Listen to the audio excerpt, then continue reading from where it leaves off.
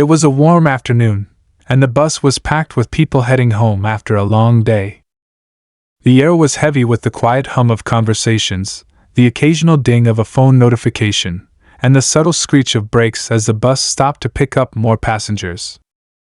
Among the sea of tired faces and busy hands clutching bags or scrolling through screens, one stood out, a young, visibly pregnant black woman. She was standing near front, one hand gripping the pole for balance, the other resting gently on her rounded belly. She looked exhausted, her shoulders slouched and her eyes scanning the crowded bus for an empty seat. But no one seemed to notice her, or if they did, they didn't care enough to offer their seat. Some stared out the window, pretending not to see her. Others kept their heads buried in their phones. It was almost as if her presence was invisible to everyone around her, or worse, deliberately ignored. The tension in the air grew thicker as the bus jerked forward, making her stumble slightly. A soft gasp escaped her lips, but still, no one moved. The camera pans to a young man sitting just a few feet away. He glanced at her, his eyes lingering for a moment, before quickly turning back to his phone. An older woman sitting by the window adjusted her bag and looked away. But then, something happened. A voice strong, firm, and filled with indignation cut through the noise. It wasn't hers. It was someone else's, someone who had been watching, someone who couldn't stay silent any longer. The woman turned her head toward the source of the voice, her tired eyes widening with surprise. The tension shifted, and suddenly, the bus wasn't just a crowded vehicle, it was a stage.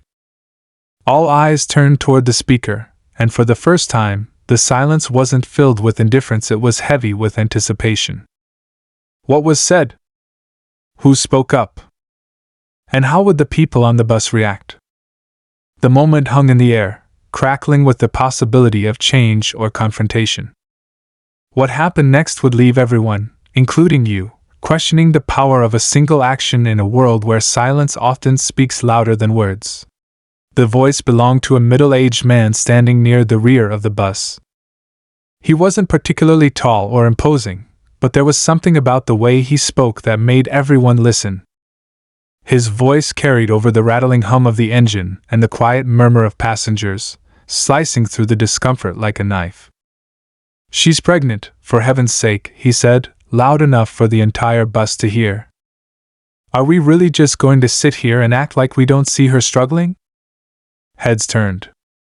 Some passengers squirmed uncomfortably in their seats, while others tried to avoid eye contact altogether. The young man with the phone looked up briefly, his cheeks flushing red before he quickly looked down again. The older woman by the window shifted uncomfortably, her hands clutching her purse a little tighter. The pregnant woman blinked, startled by the man's words. Her hand instinctively moved to her belly, as though she needed to protect herself from the sudden attention. For a moment, she wasn't sure if she felt gratitude or embarrassment, or maybe a mixture of both. The man's words hung in the air, and the bus seemed to hold its breath. No one spoke. No one moved. It was as though everyone was waiting for someone else to act first. "I'll stand," a teenage girl finally muttered, her voice barely above a whisper. She rose from her seat near the middle of the bus, her backpack sliding off her shoulder as she did. She gestured toward the empty seat with a shy nod. The pregnant woman hesitated, her eyes flicking between the man who had spoken up and the seat now being offered. She opened her mouth to say something, maybe a thank you, maybe a polite refusal, but before she could, another voice broke through the silence. "You shouldn't have to give up your seat," a woman in a business suit said, her tone sharp. She was sitting a few rows away, her laptop perched on her knees. "This isn't her responsibility. There are plenty of adults here who could have acted first." The tension doubled. The bus was no longer just a place of quiet indifference, it had become a battleground of principles and judgment. The young man with the phone looked up again, his expression a mix of guilt and frustration. The older woman by the window muttered something under her breath, though her words were drowned out by the growing murmurs around her. The pregnant woman took a cautious step toward the seat but stopped midway. "It's okay," she said softly, her voice barely audible over the rising noise. "I'm used to it." Her words were like a spark to dry kindling. The man who had first spoken up shook his head, his expression a mix of disbelief and anger. "You shouldn't have to be used to it," he said, his voice rising again. "That's the problem." The bus driver glanced at the rearview mirror, his brows furrowed in confusion. He didn't intervene, but his watchful eyes made it clear he was aware of the brewing confrontation. The passengers shifted uncomfortably, their earlier indifference giving way to something else, shame, perhaps, or a growing awareness of the moment unfolding around them. For some, the man's words were a call to action, a reminder of their own humanity. For others, they were an unwelcome spotlight on their inaction. The teenage girl who had offered her seat stood awkwardly in the aisle, unsure whether to sit back down or remain standing. The woman in the business suit closed her laptop with a sharp snap, her eyes darting around the bus as though challenging anyone else to speak. The pregnant woman still hadn't taken the seat. Her hand tightened on the pull, her knuckles white with tension. She looked out the window, her expression unreadable. And then, as if on cue, the bus came to a sudden halt. The abrupt stop jolted everyone, sending the teenage girl stumbling slightly and causing the pregnant woman to clutch the pole even tighter. The doors hissed open, and a few passengers hurried off, eager to escape the growing tension. But for those who remained, the moment lingered. The man at the back of the bus didn't back down. He looked around, his gaze piercing. "This isn't just about a seat," he said, his voice quieter now but no less firm. "This is about how we treat each other. About what kind of people we want to be." The silence that followed was deafening. The bus, once filled with the noise of everyday life, now felt like a space where something bigger was happening, something that couldn't be ignored. The pregnant woman finally turned to look at the man, her eyes meeting his for the first time. There was a flicker of something in her gaze, gratitude, maybe, or a quiet acknowledgement of his effort. But before she could say anything, the bus doors closed with a hiss, and the vehicle lurched forward again. The story wasn't over, not by a long shot. Whatever was about to happen next would change everything for her, for him, and for everyone on that bus. The bus continued its bumpy ride through the city, the tension hanging in the air like a storm cloud that refused to break. People were quieter now, some casting sidelong glances at the pregnant woman, others at the man who had spoken up. But no one said anything. The silence wasn't the comfortable kind, it was heavy, charged with thoughts and emotions no one dared voice. The woman in the business suit finally broke it. She leaned forward in her seat, her sharp eyes locking onto the man who had spoken. "You know," she said, her voice measured but pointed, "you're right. But calling people out isn't enough. What happens when we all just go back to our day after this?" The man turned toward her, surprised by the shift in tone. "At least saying something is better than staying silent," he replied. "If no one speaks up, nothing changes." The pregnant woman shifted her weight, clearly uncomfortable being the focus of this impromptu debate. Her gaze flickered between the two, and for a moment, she looked like she wanted to say something but couldn't find the words. Instead, she turned her head to look out the window again, as if hoping the world outside would offer her a distraction. The teenage girl, still standing awkwardly near the aisle, looked back and forth between the man and the woman. "But isn't it kind of both?" she ventured hesitantly. "Like saying something and doing something?" The bus driver glanced into his mirror again, his brow furrowed. He didn't say anything, but his eyes lingered on the group for a moment longer than usual before returning to the road. The older woman by the window finally spoke up, her voice tinged with irritation. "This is getting out of hand. Why are we turning this into some big moral debate? It's just a seat." The man's face hardened, but he kept his voice calm. "It's not just about the seat. It's about basic decency." If we can't show kindness to someone who clearly needs it, what does that say about us? The older woman scoffed, crossing her arms over her chest. Kindness? You don't know anything about me. I've worked hard my whole life, and I don't need someone lecturing me on kindness. The tension ratcheted up again, the air in the bus growing thicker with every word. The teenage girl took a step back, her eyes wide, while the woman in the business suit leaned back in her seat, a faint smirk playing on her lips, as if she was curious to see how this would unfold. Meanwhile, the pregnant woman finally spoke, her voice soft but steady. Please, she said, her words cutting through the heated exchange. I don't want to cause any trouble.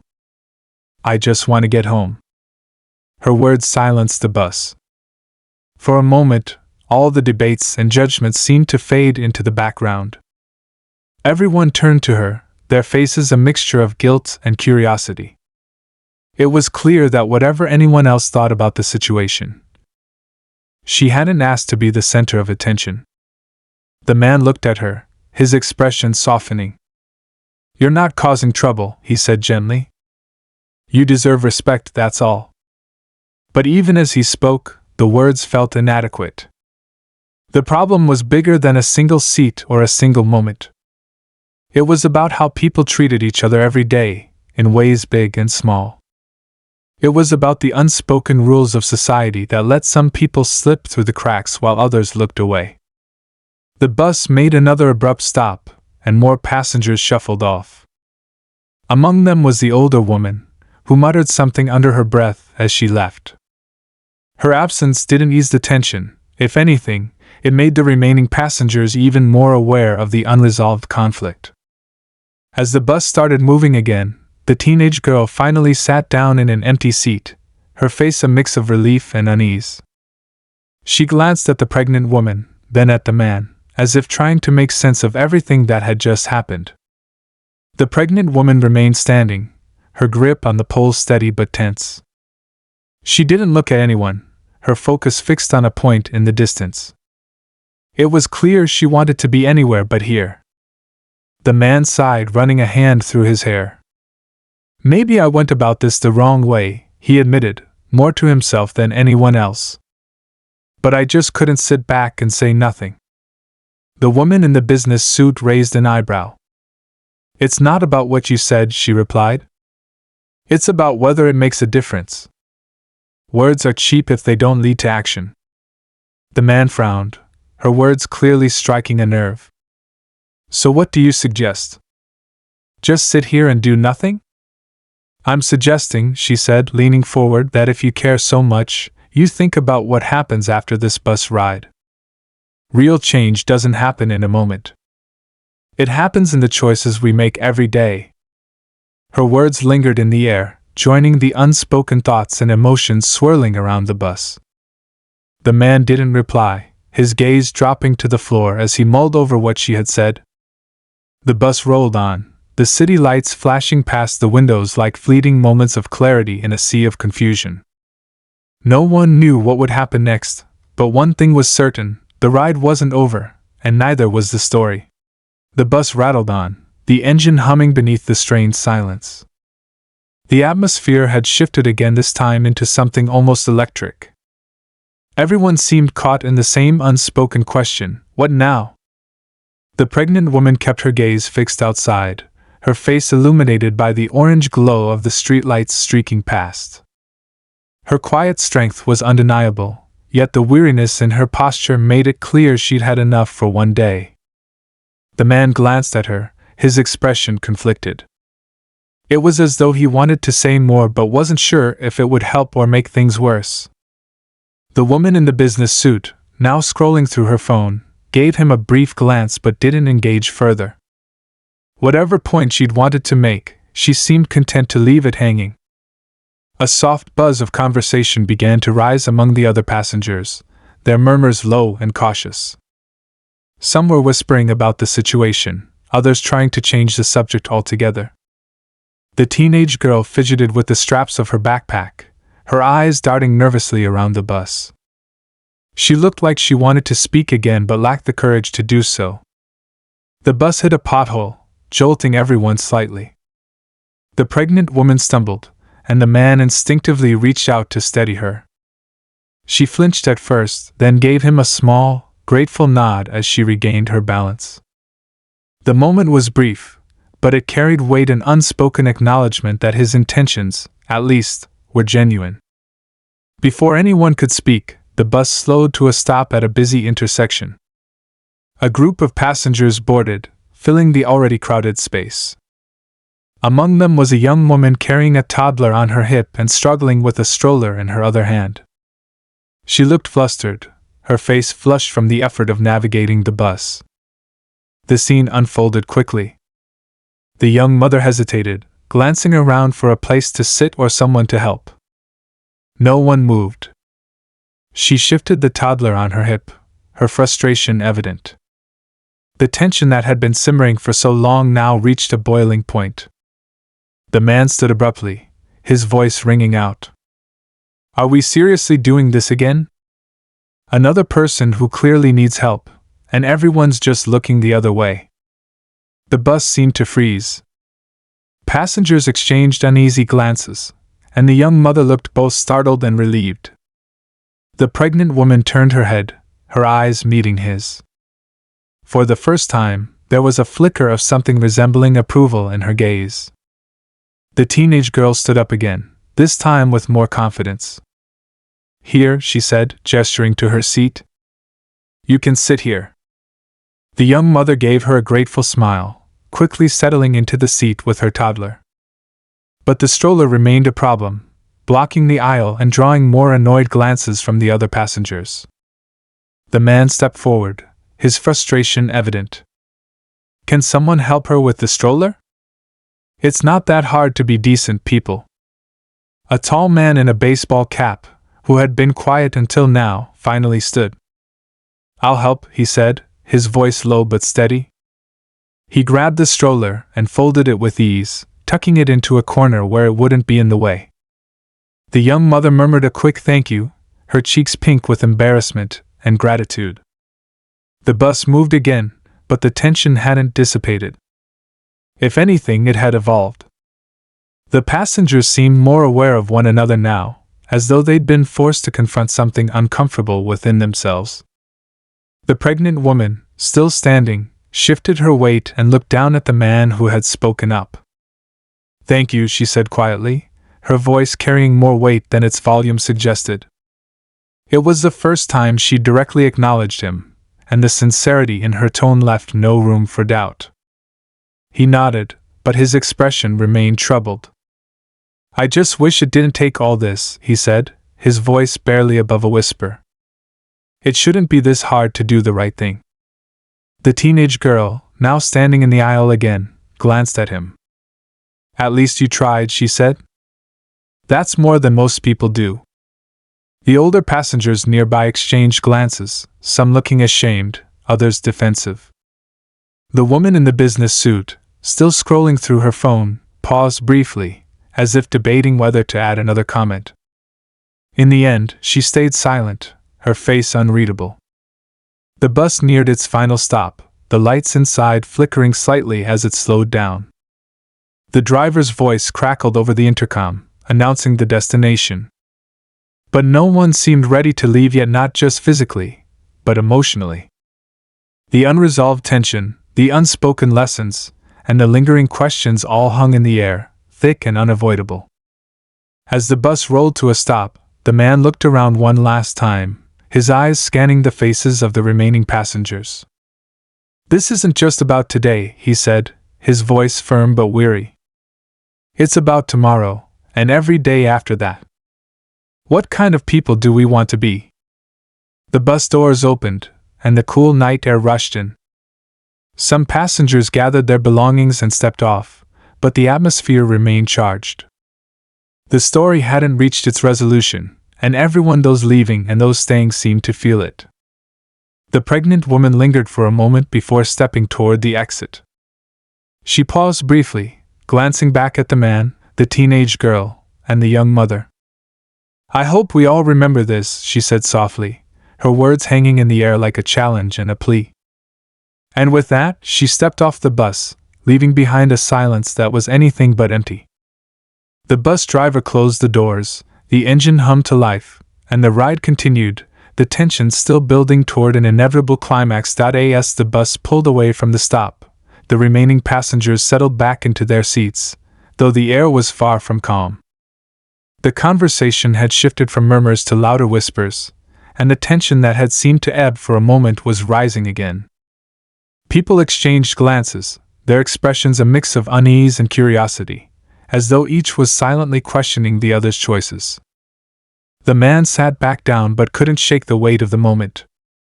He glanced at the teenage girl, who was now leaning against the pole, her face thoughtful. She caught his eye and gave him a small nod, a silent acknowledgement of their shared effort. The young mother, seated nearby, adjusted her toddler's coat and mouthed a quiet thank you to both of them. But just as the atmosphere began to settle, the bus came to another abrupt stop. This time, it wasn't at a designated bus stop. The driver stood up, his face stern, and turned to address the passengers. "I need everyone to stay seated," he said, his voice steady but laced with tension. "We've got an issue up ahead." The passengers froze. Whispers erupted like a ripple through the crowd. The man leaned forward, his brow furrowed, while the teenage girl clutched the pole tighter, her wide eyes darting toward the front of the bus. The young mother instinctively pulled her toddler closer, her grip tightening on the child's small hand.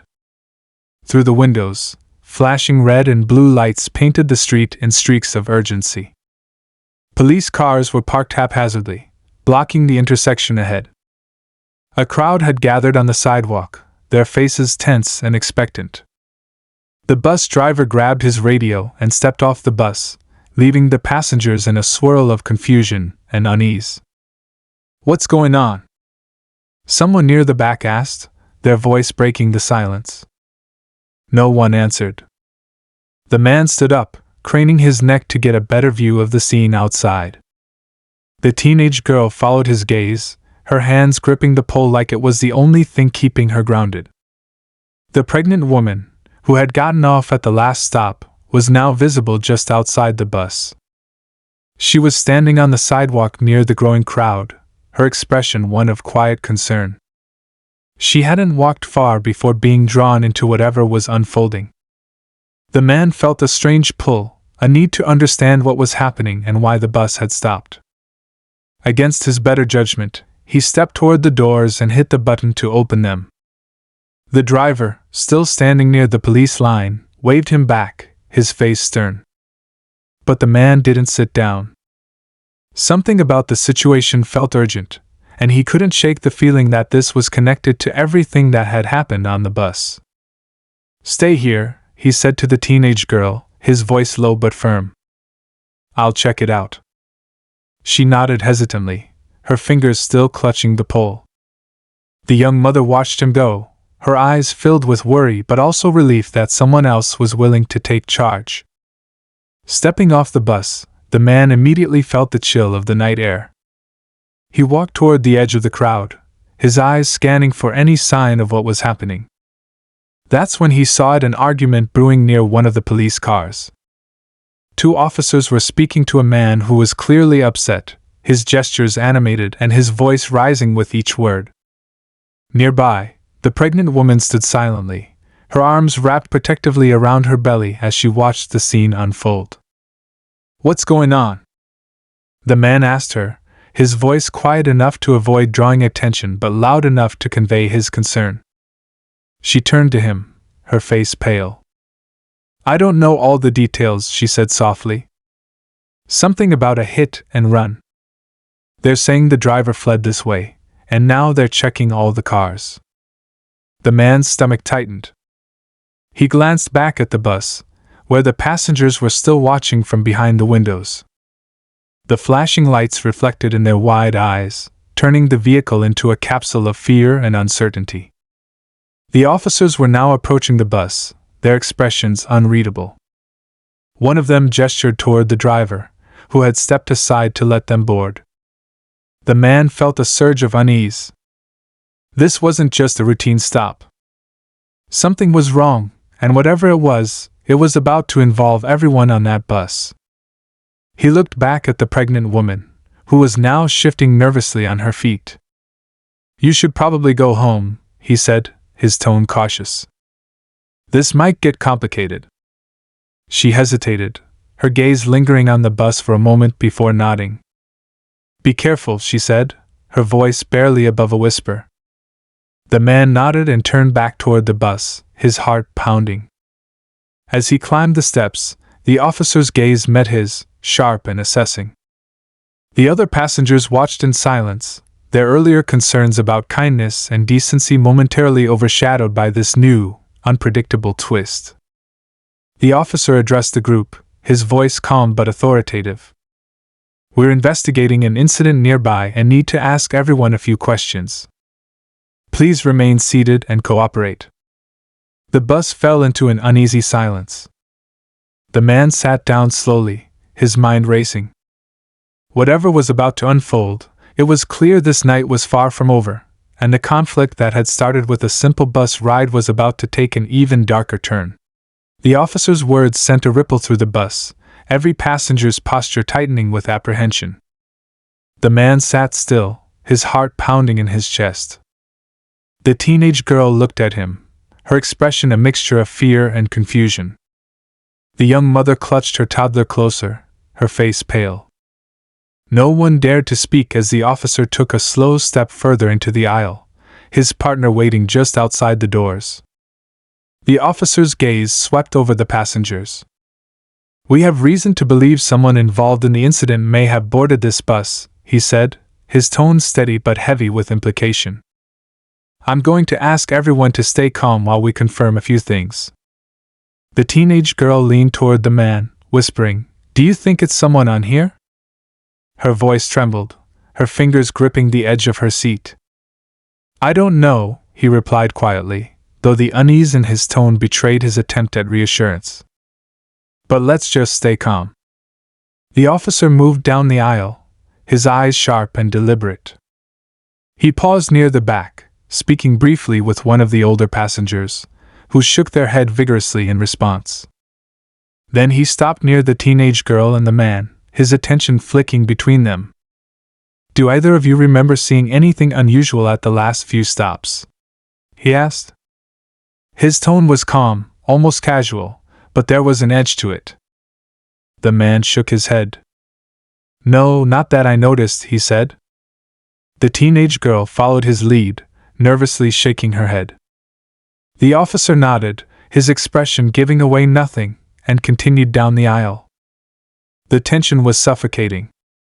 Whispers began to spread again, passengers murmuring theories and questions under their breath. Then, a sudden movement drew everyone's attention. A man near the front of the bus, a figure who had been sitting quietly the entire ride, stood up abruptly. He was middle-aged, dressed in a heavy jacket, and his face was flushed. He glanced toward the officer, then toward the exit, his movements jerky and anxious. "Is there a problem here?" the man asked loudly, his voice strained. His question seemed directed at no one in particular, but it only heightened the sense that something was wrong. The officer immediately turned his attention to him, his posture shifting. "Sir, please remain seated," he said firmly. "We'll need to speak with everyone before you leave." The man hesitated, his eyes darting toward the door. Then, in a blur of movement, he made a break for it, pushing past the officer and heading for the exit. The officer's partner, stationed just outside, reacted quickly, grabbing the man by the arm and stopping him in his tracks. Gasps erupted from the passengers as the scene unfolded. The young mother shielded her toddler's eyes, while the teenage girl pressed herself against the seat, wide-eyed. The man stood halfway up, ready to act but unsure of how to help. "Sir, you need to calm down," the officer's partner said, his voice firm but measured. "Why are you trying to leave?" The man stammered, his words a jumble. I didn't do anything. I just want to get off this bus." The officers exchanged a look, their suspicion clear. "We'll determine that," the first officer said. For now, you need to cooperate." As the officers questioned him, the pieces began to fall into place. The man had been driving a car earlier that evening, the same car identified in the hit and run. He had abandoned the vehicle and boarded the bus, thinking it would be an easy way to disappear into the crowd. His erratic behavior had ultimately given him away. The bus erupted into a mix of shock and disbelief. Some passengers whispered about how they hadn't noticed him at all, while others expressed anger at his recklessness. The man, who had spoken up earlier to defend the pregnant woman, shook his head in frustration. "It's always the ones who think they can get away with anything," he muttered under his breath, his words directed at no one in particular. The officers escorted the suspect off the bus, leaving the remaining passengers in stunned silence. The driver, who had been watching from the sidewalk, climbed back on, his expression tense but relieved. He gave the passengers a quick nod. "We'll be moving again shortly," he said, his voice steady but tired. As the bus began to roll forward, the man glanced out the window, catching a glimpse of the flashing lights fading into the distance. The pregnant woman was still standing near the crowd, watching as the suspect was taken away. She turned her head slightly, her eyes meeting his through the glass. She gave him a small, almost imperceptible nod, a quiet acknowledgement of everything that had unfolded. The man sat back in his seat, the tension finally beginning to release. The teenage girl let out a shaky breath. "I didn't think something like this would ever happen on a normal bus ride," she said, her voice still trembling. "Sometimes life surprises you," he replied, his tone thoughtful. "But maybe it's those moments that remind us what really matters." The bus continued its journey, the city lights flashing by. While the ride was quieter now, the unspoken connection among the passengers lingered. They were strangers who had shared something extraordinary, something that would stay with them long after they went their separate ways. Just as the man thought the night couldn't hold any more surprises, the driver's voice came over the intercom again. "Next stop coming up. Thanks for your patience, folks." And as the bus slowed, the man noticed something, a wallet lying on the seat across the aisle. It was the suspect's, left behind in his rush to flee. Inside was an ID and a small, folded piece of paper with an address scribbled on it. The man picked it up, staring at the address for a moment. It wasn't far from here. A strange feeling settled over him, a sense that the story wasn't entirely over. As the bus doors opened, he stood, stepping off with the wallet in hand. Whatever lay ahead, he knew this night still had one final chapter waiting to be written. The officer stood at the front of the bus, scanning the faces of the passengers. His calm but commanding voice carried over the quiet hum of the engine. "I need everyone to stay calm and answer a few questions. We're investigating a hit-and-run incident that occurred nearby. The vehicle involved was last seen heading in this direction." The passengers exchanged nervous glances, the earlier tension now replaced by confusion and unease. The man, sitting near the front, leaned slightly forward, his brow furrowed. He could feel the weight of the officer's words and the uncertainty of what they might mean for everyone on board. The officer held up a clipboard. "We're looking for any information about a dark-colored sedan with visible front-end damage. If anyone here saw something or knows anything, now's the time to speak up." A murmur spread through the group, but no one answered. The man looked around, his gaze landing briefly on the teenage girl, who was biting her lip, her eyes wide with worry. The young mother held her toddler close, her protective instincts kicking in as she avoided eye contact with the officer. The driver, still standing near the open doors, cleared his throat. "Officer, are you saying the car might have been on this route?" The officer nodded. "It's possible. We're covering all possibilities." At that moment, an older man sitting near the back spoke up. "I saw a car earlier," he said hesitantly. "It sped past us before we got to the last stop. It was dark, but I couldn't make out the details." The officer's attention shifted to him. "Did you notice anything unusual?" Any damage to the car? The older man shook his head. It was going too fast. But it was heading in the same direction as us. The officer scribbled something on his clipboard and thanked the man before turning back to address the group. We'll need to check the bus cameras for any footage that might help. In the meantime, please stay seated. The mention of cameras seemed to ignite a new wave of tension. The teenage girl shifted uncomfortably, glancing out the window. The man noticed and felt a spark of curiosity. Her earlier confidence now seemed to have melted into nervousness, and he couldn't help but wonder why. The officer walked toward the back of the bus, speaking quietly into his radio. The driver remained by the doors, looking increasingly uneasy. The man decided to act. He leaned toward the teenage girl and spoke in a low voice. "You okay? You look nervous." She hesitated, her fingers fidgeting with the strap of her backpack. "I'm fine," she whispered, but her tone said otherwise. The officer returned to the front of the bus, his expression serious. "We'll need to escort this bus to the station for further investigation. I appreciate your cooperation." The bus erupted into murmurs again, passengers voicing their confusion and frustration. The man looked at the teenage girl one more time, her unease now impossible to ignore. He leaned closer. "If there's something you know, now's the time to say it." Tears welled up in her eyes, and she finally whispered, "I saw the car. I didn't think it mattered, but I saw it hit something." The man's stomach dropped. "You saw the hit and run?" She nodded, her voice trembling. "I was walking to the bus stop when it happened. The car sped off, and I didn't know what to do. I thought maybe someone else would call it in."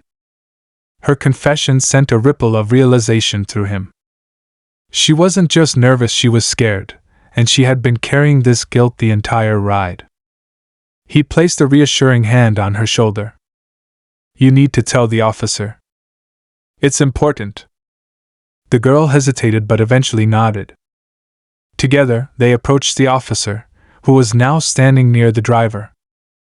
She took a deep breath and spoke, her voice barely audible at first but gaining strength as she described what she had seen. The officer listened carefully, taking notes and thanking her for coming forward. The rest of the ride to the station was quiet, the weight of the girl's confession settling over everyone. When they arrived, the passengers were allowed to leave one by one, their statements taken before they were free to go. The man stayed behind to make sure the teenage girl was okay, her earlier anxiety now replaced by a quiet sense of relief. As the bus emptied and the flashing lights faded into the night, the man couldn't help but reflect on everything that had happened. The evening had started with small moments of kindness and tension, escalating into something far more significant. It was a reminder that every choice, whether to speak up, to help, or to look away, had the power to ripple outward, affecting more lives than anyone could imagine. The teenage girl thanked him quietly before leaving with her guardian, who had arrived to take her home. The young mother gave him a small smile as she carried her sleeping toddler off the bus. And the pregnant woman, who had been watching from a distance, gave him a nod as she walked past, her expression one of quiet gratitude. As the man finally stepped off the bus and into the cool night air, he felt a strange mix of exhaustion and hope. The night hadn't gone as planned, but it had left him with something far more valuable: a renewed belief in the importance of standing up, speaking out, and choosing to care, even when it felt like no one else would. The city lights stretched out before him as he walked home, his mind replaying the events of the night. It wasn't just a bus ride, he realized. It was a reflection of everything people struggled with every day, the push and pull between apathy and action, silence and courage. And though the night had been filled with tension and conflict, it had also shown him that even in the smallest acts, there was the potential for change. Tomorrow would come, and with it, new challenges and choices. But for now, he carried the quiet satisfaction of knowing that, in his own way, he had made a difference.